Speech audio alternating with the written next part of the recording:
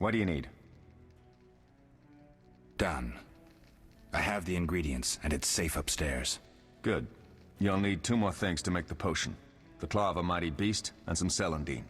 Vesemir will tell you where to find them. Let me teach you the formula.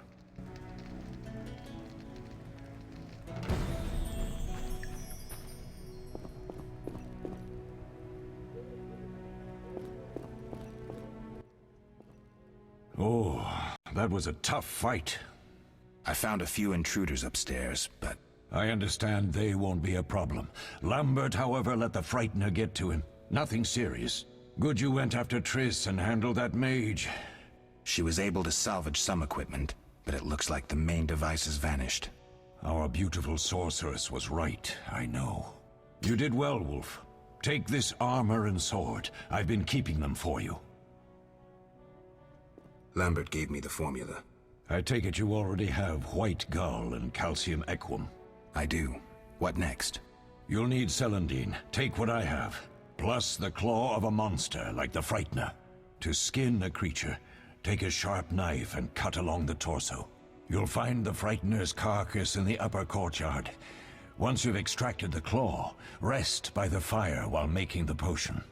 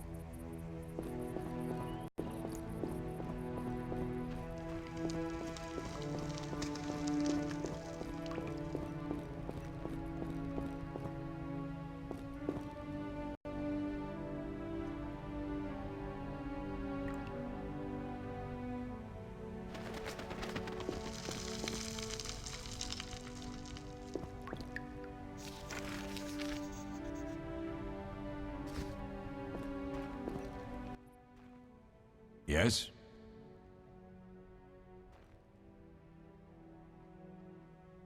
Are there other Witchers?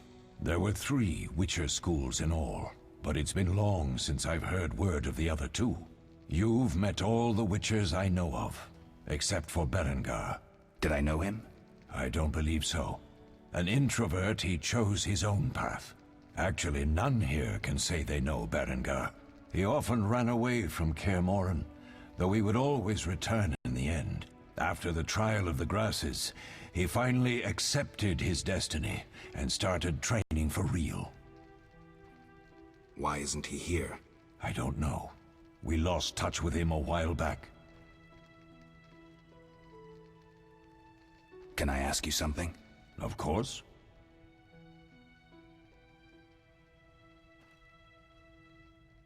Who was Leo? One of hundreds of orphans of the war with Nilfgaard. I apprenticed him 6 years ago. I'm sorry.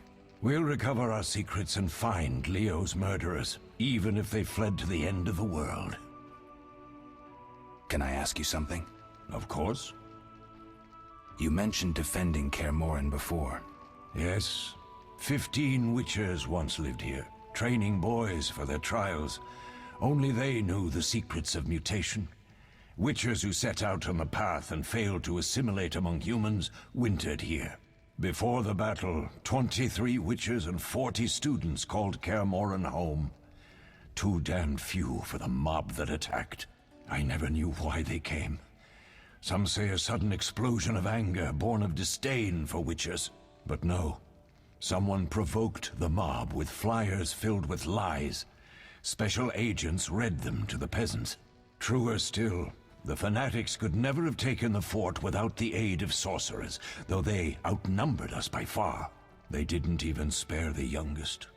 I alone survived, concealed among the corpses. Walk around, Wolf. The skeletons remain. You may find a flyer, there used to be hundreds. Memorize it as a warning of the evil humans can perpetrate. Can I ask you something? Of course. Any idea who attacked? No, but the mage suggests no ordinary bandits. We found pins adorned with salamanders on the dead. The symbol of their organization, perhaps? I sense hard times ahead. I have all the ingredients. Good. Now rest and prepare the potion according to the formula. What if I get the ingredients wrong? You'll have to find more. Where? I'll have another claw and more celandine. Eskel has alcohol, and I saw calcium equum somewhere upstairs. But try to get it right the first time, it's not that hard. Where are Lambert and Eskel? Upstairs. Lambert's in the library, and Eskel's taking Triss to her room.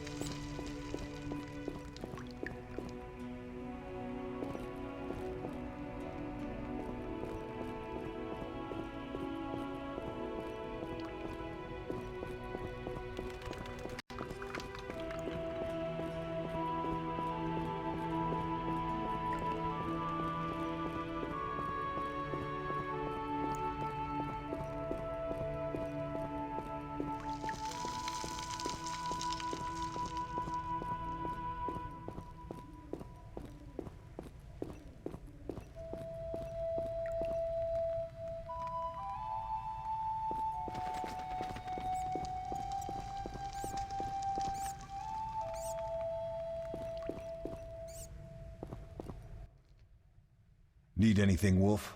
I have some questions. What is it? What do I use as the base for my potion? Alcohol. The better it is, the purer and more powerful your potion.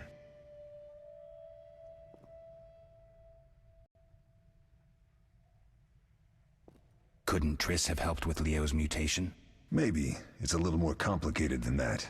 See, we've never shown her the lab, and the last mutation was completed years ago, before the battle. Vesemir can tell you more. I'll talk to Vesemir. How can I help? You seem to feel at home here. Well, I've always preferred an armory to a lab. Though Vesemir plays up the importance of potions, he's hardly an expert. After all, he's always taught swordplay. Still, he tries to teach us everything he learned when he was young, and that was a while back. But to be honest, I don't care for all these powders, mushrooms, and other trash.